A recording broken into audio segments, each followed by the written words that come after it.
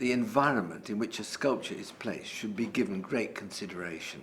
One should think whether the sculpture works in that environment, whether it harmonises with the space and with the buildings and with the use that area gets. My husband, Donald, had the idea of putting a statue of Mandela in Trafalgar Square. This is what he was wanting to do a year or so before he died. When he saw that he was going to be too ill to do it, he asked Lord Richard Attenborough to take it over, and which he agreed to. And then the Mayor, Ken Livingstone, got involved and was very supportive of the idea. And so it became, what was a loose organisation became more formalised. And working with the GLA now, we have this organisation called the Mandela Statue Fund, which is the driving force behind the statue.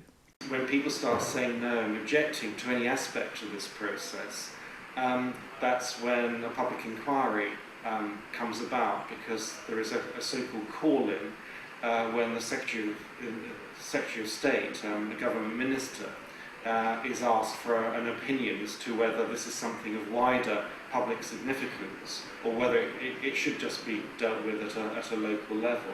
From what I saw, it captured the essence of the movement of the man. It captured the essence of his. I know there's an argument saying it doesn't capture the kind of statesmanship of Mandela, but actually I disagree. I think it captures the essence of him. I can't get over looking at footage when I would see him dancing after being, when he was made president, and I love that that's part of his African character, that his shirts are part of his character, which is about non-conformity, but is about greatness and humanity. And so in many respects, I find it very interesting.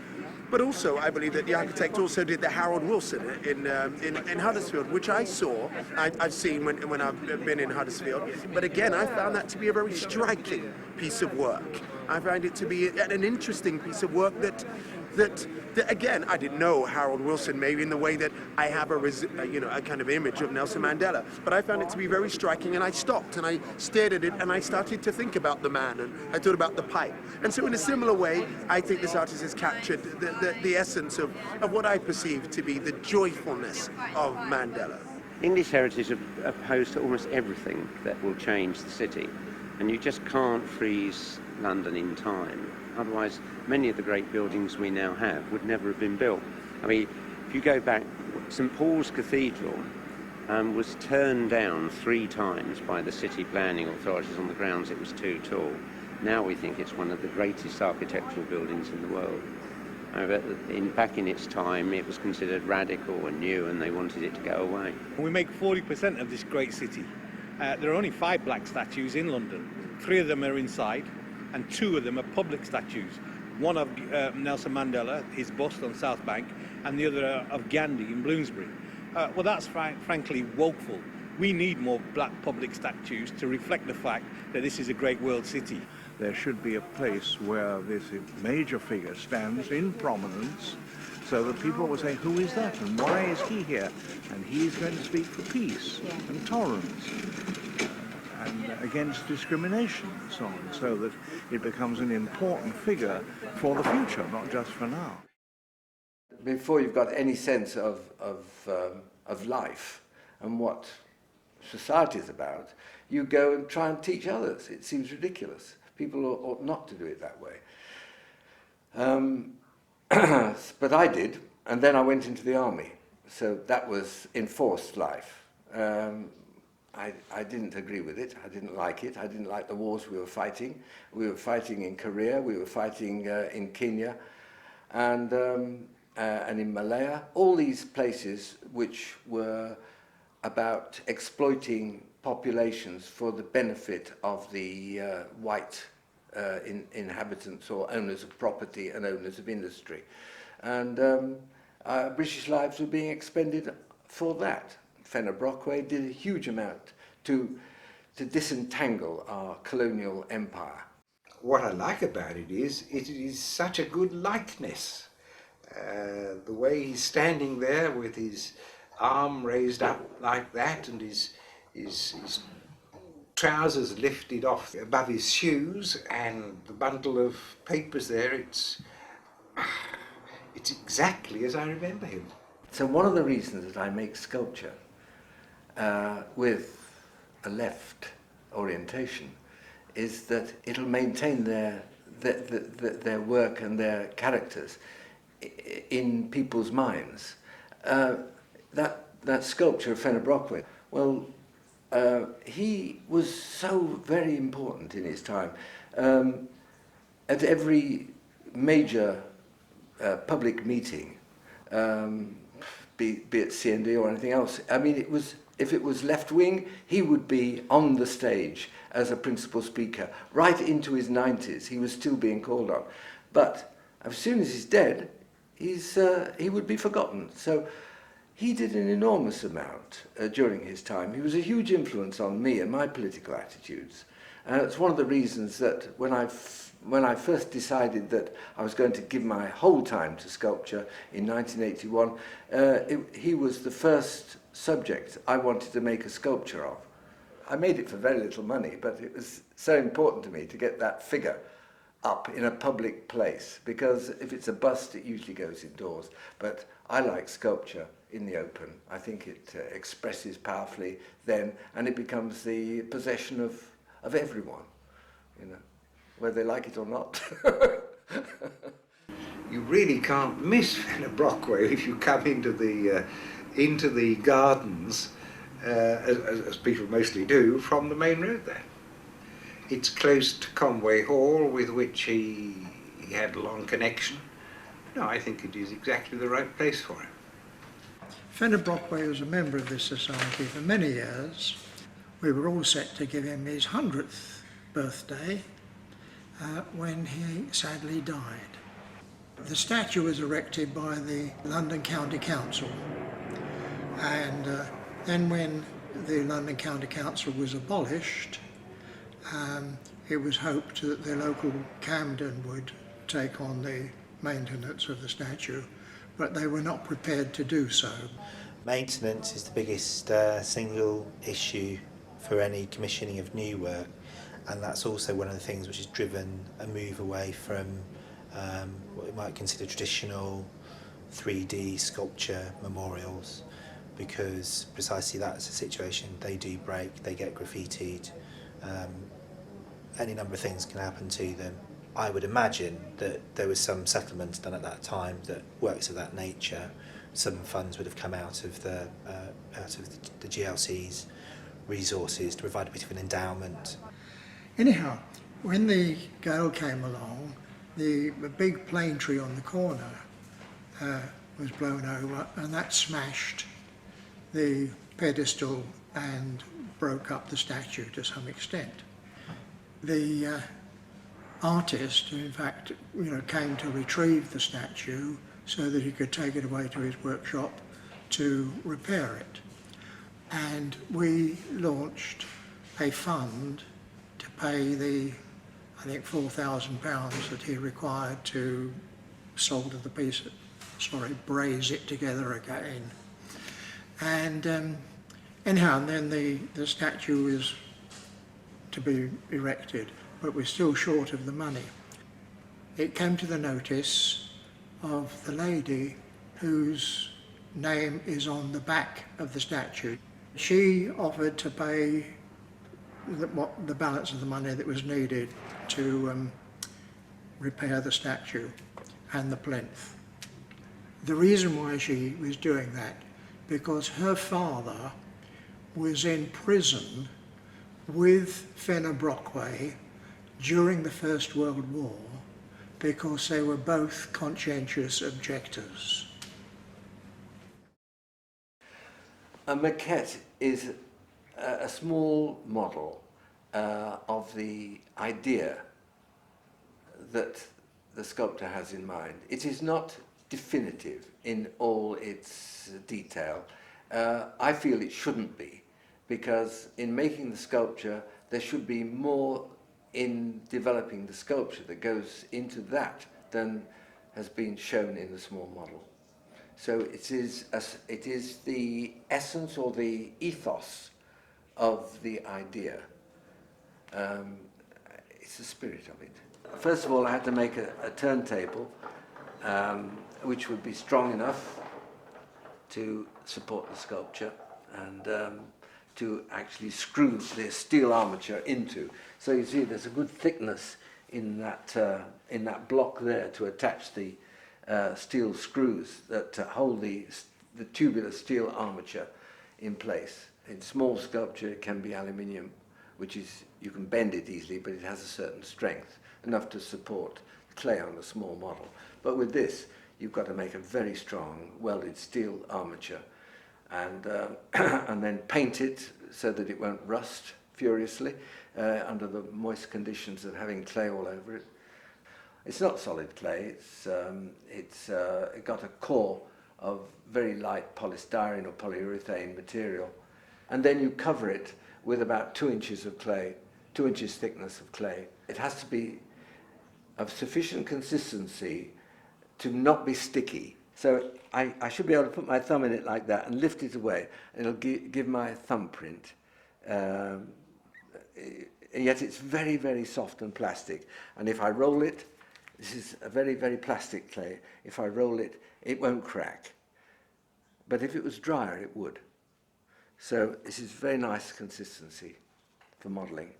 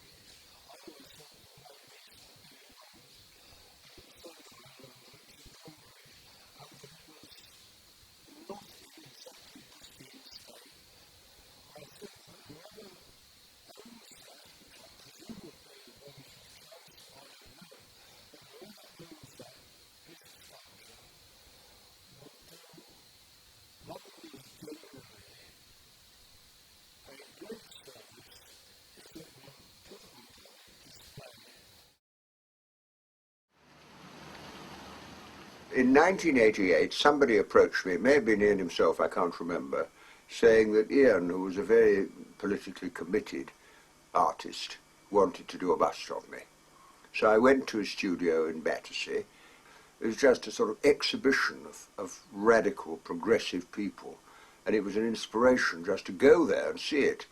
There were the busts of, models of them, of Trevor Huddleston, Phil Noel Baker, who was an extraordinary man who had a gold medal from the Olympics and also a Nobel Peace Prize. And outside in the little sort of mini garden there was a mock-up or a model of the statue of Nelson Mandela. In 1981, when I retired from teaching, I wanted to do something particularly in relation to sculpture for the freedom struggle in South Africa. So I went to the ANC and said, what can I do? They said, well, it's our 70th anniversary in 1982, and you could make a piece of sculpture in celebration of that. I said, well, what shall I do then? They said, well, it could be a statue of the armed wing fighting apartheid, Umkhonto weSizwe, or it could be a portrait of Mandela. So I chose a portrait of Mandela, and I thought, well, it would be particularly effective if the sculpture was big enough to read at a big public meeting. So a big head of Mandela set on a collapsible plinth on a platform where a speaker is when a group of speakers is talking about the achievement of freedom in South Africa. It would be very effective because it would personalize it. And there was one major prisoner, which was Mandela, on Robben Island, and the effort by apartheid was to silence him. So to have a big head of Mandela there would keep the presence of Mandela and his plight in prison in front of people's minds. Just looking at history, it's so obvious that at every stage people have used banners and music and cartoons and sculpture as an instrument to express their feelings in a way that has permanent value. After all, a speech is forgotten. If it's reported, it goes into a newspaper, and the following day the newspaper is used to wrap up fish and chips, but a sculpture remains.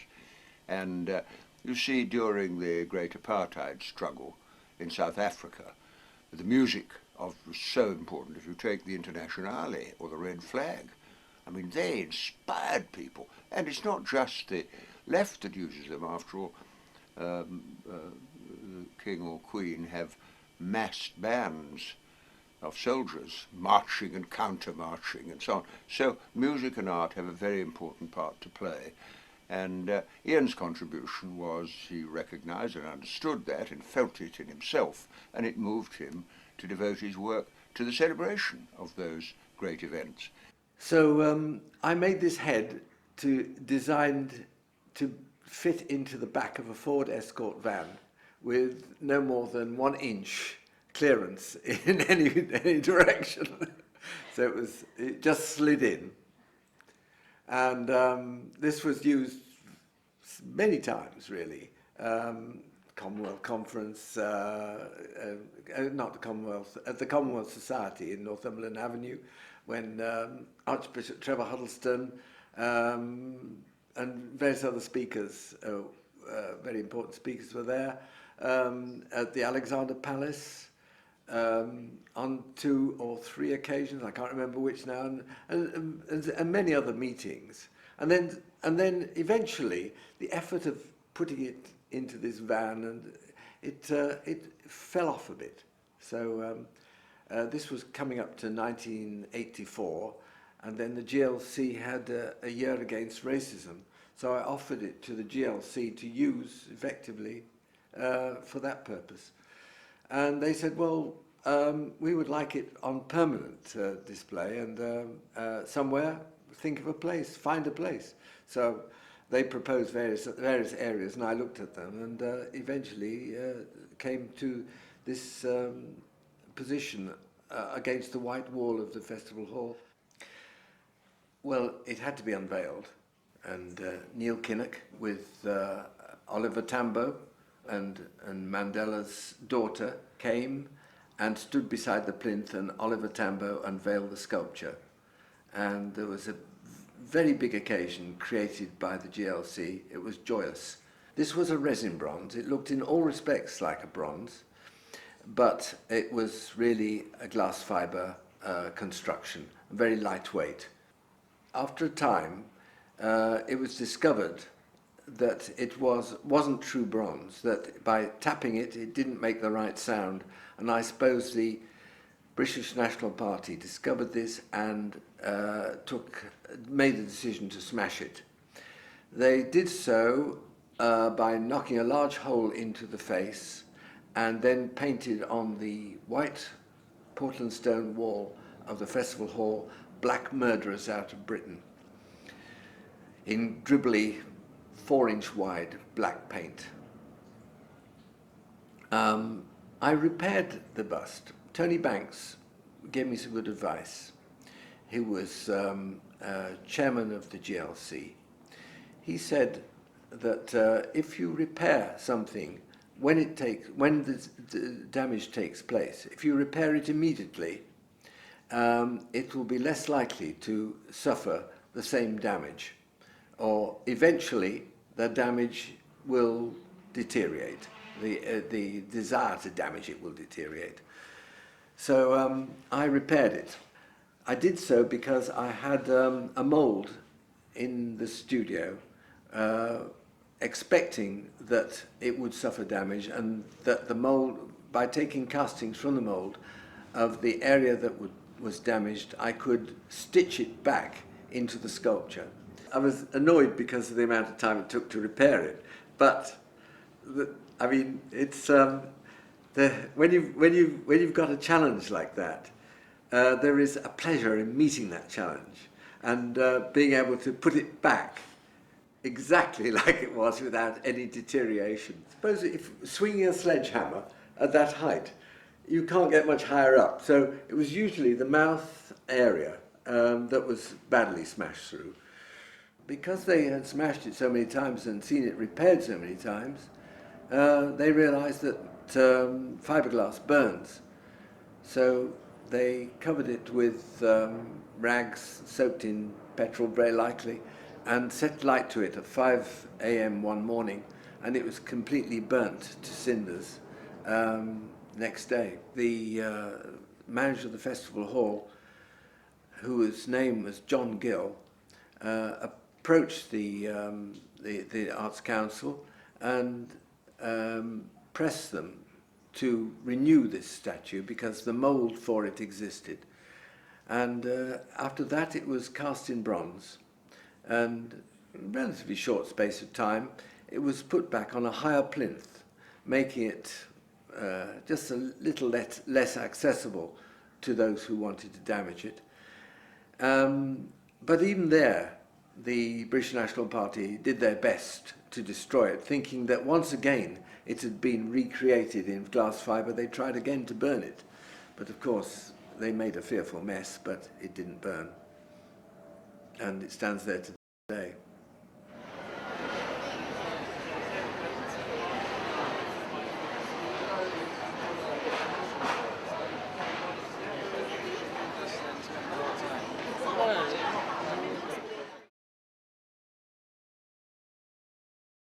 We had 4,200 members involved in this, what became known as the Wapping dispute.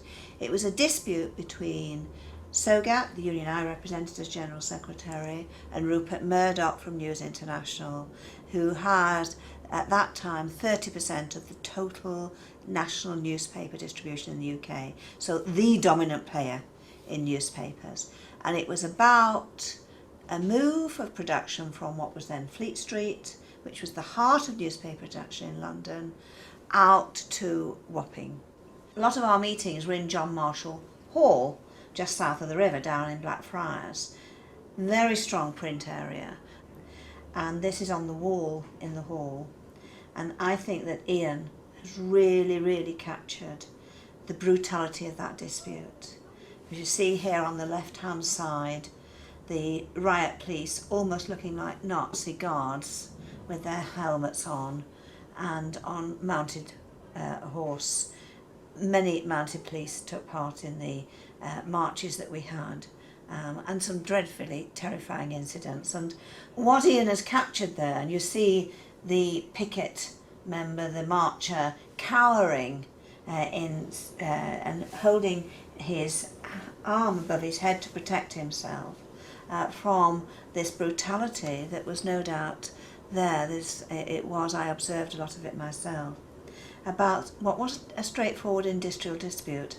And on the right hand side is an image of a printing press, the newspapers coming off the printing press, very realistic, very much there, and feeding through in the centre of the relief to the open hand, the information, the knowledge. You couldn't have a situation where the man in the family or the woman in the family, lots of the members were women, involved in a dispute that didn't then go back into their homes and affect them. When we had our Saturday night demonstrations, for instance, thousands of people came, and many of those were children. People were whole families coming to demonstrate each Saturday night. And we had very serious problems with the authorities, the Metropolitan Police in particular, elements of them extremely brutal, took no hesitation in using truncheons against very peaceful pickets. That was one side. On the other side, we also had people from the extreme right coming along and joining in because they wanted to cause trouble. So it was extremely difficult. So it's the printing industry that the dispute took place in, coupled with the intervention of the law used in a very aggressive way against employees who were really trying to get their jobs back. And you see there a couple of outstretched hands, very powerful relief of what was probably the most brutal dispute that London had seen in many, many, many decades.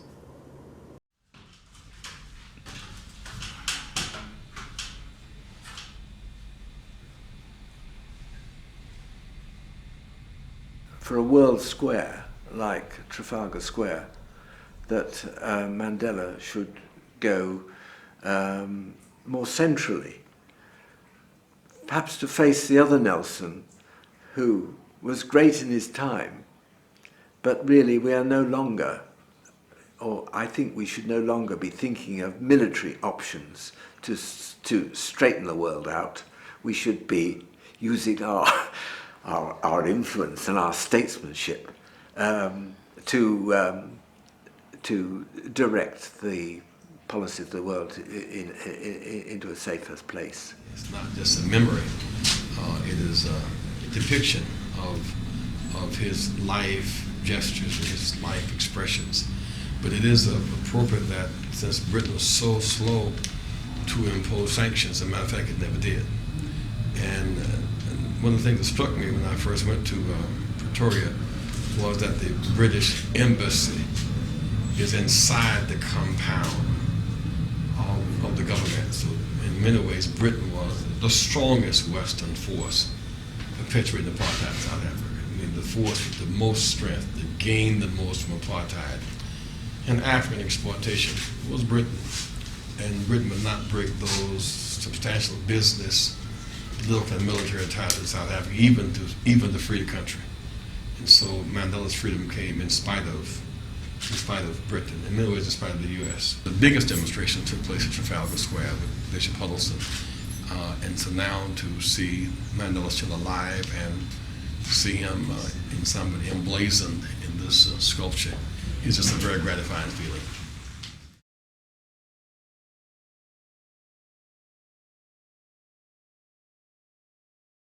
That's basically a join between two lots of rubber. So it'll come off in sections.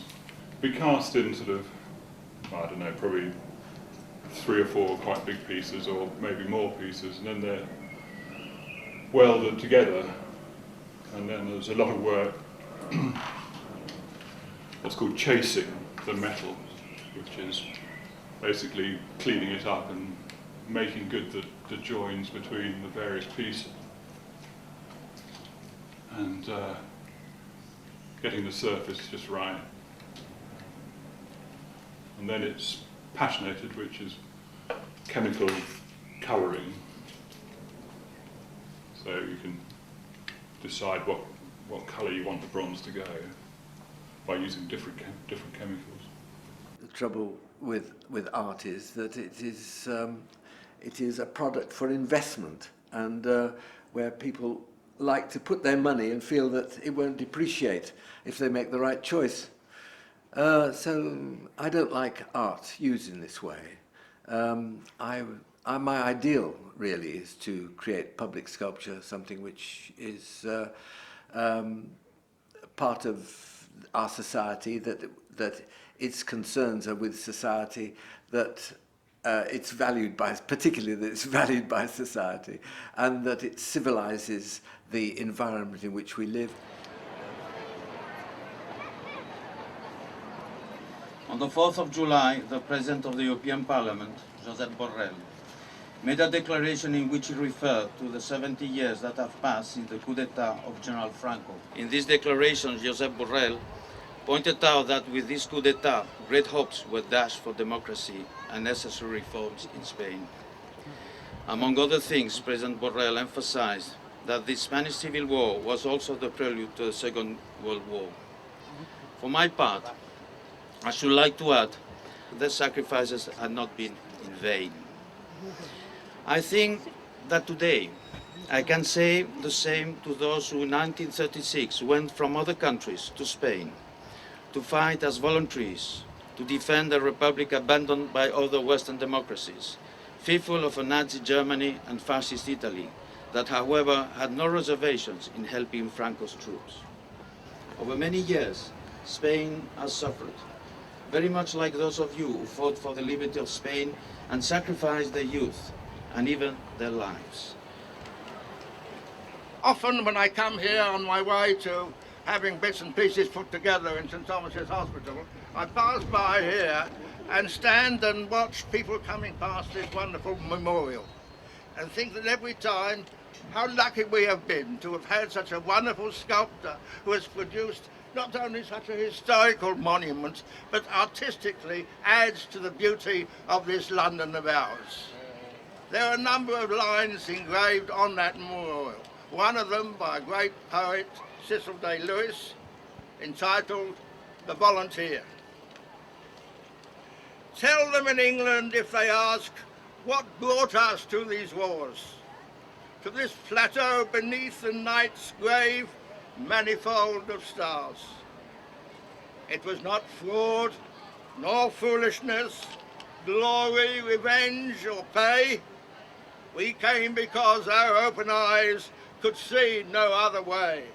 I volunteered to go and fight. I'd been in a territorial army, that's a voluntary movement, so I knew the use of weapons, and I volunteered to go as a young man, and we went over the mountains into Spain, climbing and by feet, not weren't transported by other means, and then I took part in the battles of the Ebro, and I was the political officer of the British Battalion, of the International Brigades, who were fighting in support of the elected government.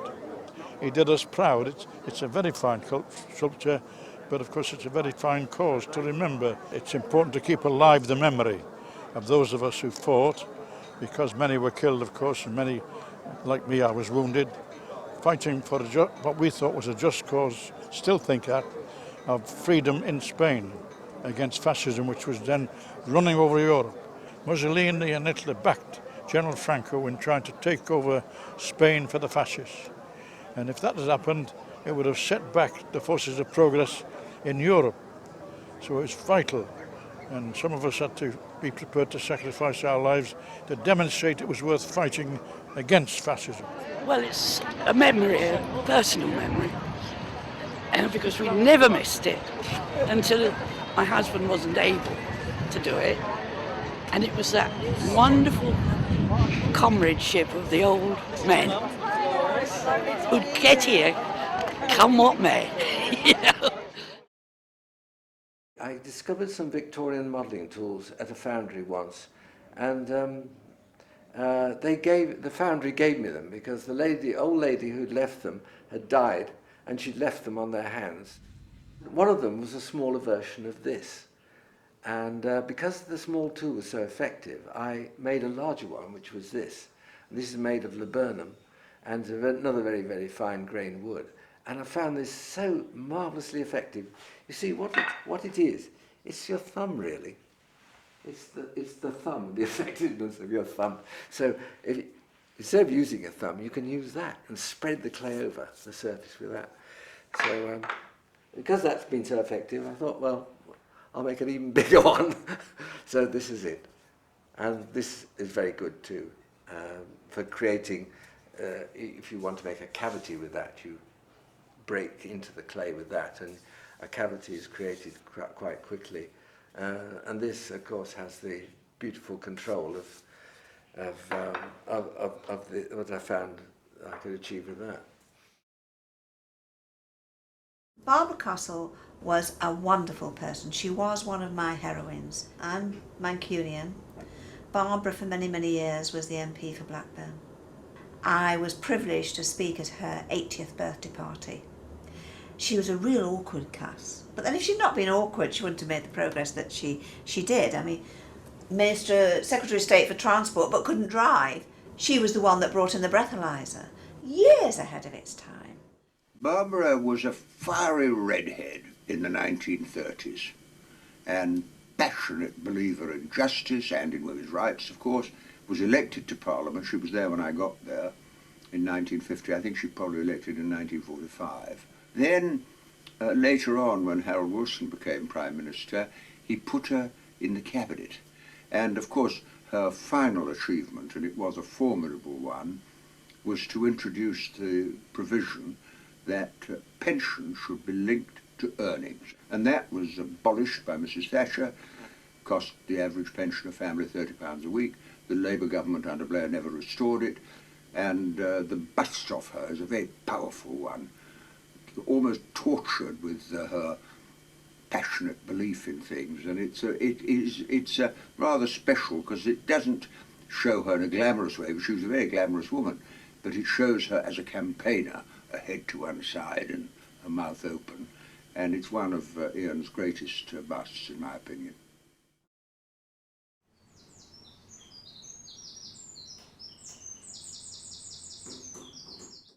Why is it you only ever read about Emmeline and Christabel, and the only people who were ever honoured for their work for votes for women were Emmeline and Christabel, because there's a plaque outside the House of Lords to both of them. Within that family, who consistently maintained the fight for the vote was Sylvia. Now, why was she ignored? Well, of course it was to do with her politics, because Sylvia was anti-establishment. She became very, very radical. As I say, she supported the Russian Revolution. She also was one of the very early members of the Communist Party.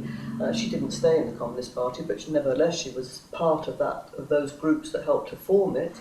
In 1935, Italy invaded Abyssinia, Ethiopia. And Ethiopia, of course, was known as the black man's last citadel.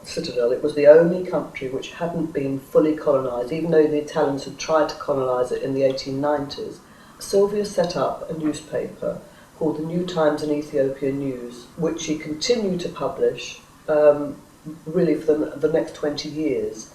The New Times and Ethiopia News was smuggled into Ethiopia, but it began to be read all over Africa because it supported the liberation struggle in almost every African country. So that didn't make her very popular in this country at all, because she was imposing British imperialism.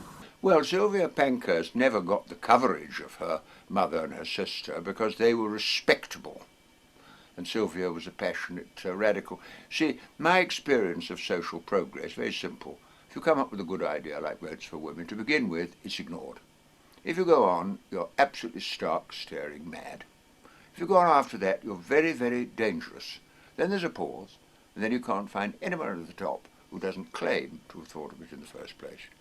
And Sylvia Pankhurst is a good example of that. And when her statue is up, it'll be the final recognition by the establishment of something that they didn't really want to admit, that they only had to give votes to women because they fought for them.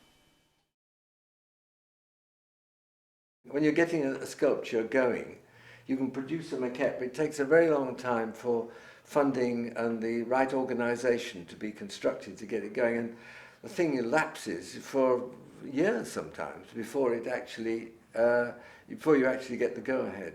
And all these big recent sculptures that I've been involved with, it's been a bit like that, except for the Harold Wilson in Huddersfield. That went very smoothly by comparison, but with the sculpture of the bronze woman for Stockwell, it took a very long time to get the funding for that ready. And with Sylvia Pankhurst, again, there isn't sufficient funding for that still, and there isn't sufficient go-ahead for that still. So it was very, very good when eventually this finally got off the ground. It's the rubber in its fiberglass case. So when that goes to the foundry, a piece like that, they'll put wax, paint wax into there, which sets hard like similar to candle wax. When it's cold enough, they'll take it out of the mould. So then you have the sculpture actually made in wax.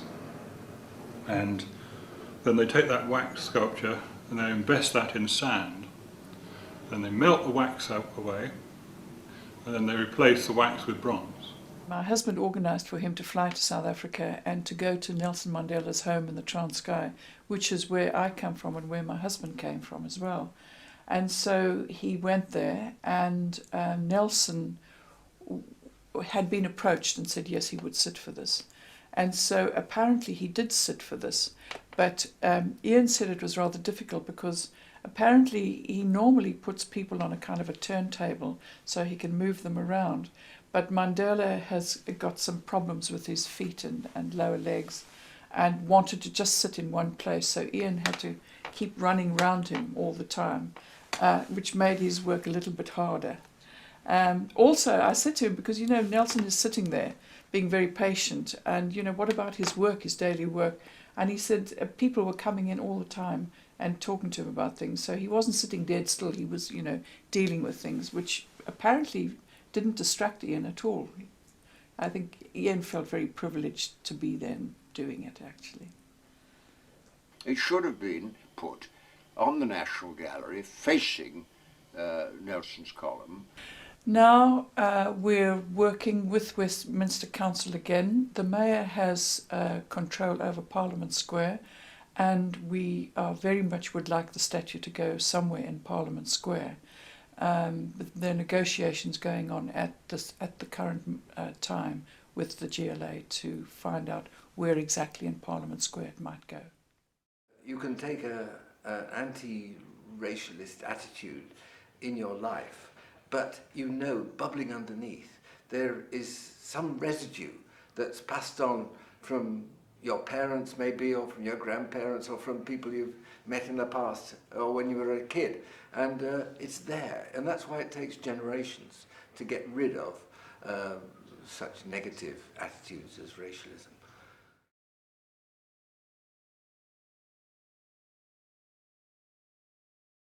I wanted a child uplifted. This is what I wanted, this thing that she had produced to be of higher status than she. His work will honor the contribution womankind have made all over the world. You were no different when you laid with Massa Boss. Free or forced, you knew there was no loss of favors, food. Food for the black and hungry brood. Mulatto, Eurasian child money, subsidized economy, guaranteed a step away from want and need, a step away from toil and sweat, the heat of day. Pray, feel no hurt with those who talk of illegitimacy and illiteracy, social stigmas, language craft. Feel proud that you have done your part. Stain your skirt with watermark, waist-deep paddy beds, cane fields, to keep stinted stomachs, hungry mouths, salt and rice. Such sacrifices those passed on, many know of death, consumptive death, malarial death, visited truly huts, Clean earthen floor, the same as overseer, manager, before promotion to driver, extortion, child labor. All this you bore, feel hurt no more. Feel joy with those who serve the mine. Today, your sons and daughters shine like the bright gold you bartered for in great professions, music, medicine, law. White man's purse has no curse, his seed no need, but men, black men, they run away after the night, the day is done, they're gone. So need disown their seed, then you are left alone, bronze woman, father, mother, Caribbean woman, to play the dual role. Stalwart woman, man, with the sun in your bones, and the bloods in your veins, strength in your heart, and love in your limbs. Your buxom breasts hang down like juicy brown mangoes in the mouth of your child. Your eyes are determined, yet gentle and mild. Who can help but set you, bronze woman above? Who can help but cherish this monument of love? Then find me a place in the sun, in the sea, on a rock near an isle in the Caribbean. There I will set her, honored, free. Free to be kissed and petted by the wind, free to be washed with the brine of sweet and bitter memoirs, sin. Free to be stubborn and steadfast as night. Dark is her destiny, wrong her right.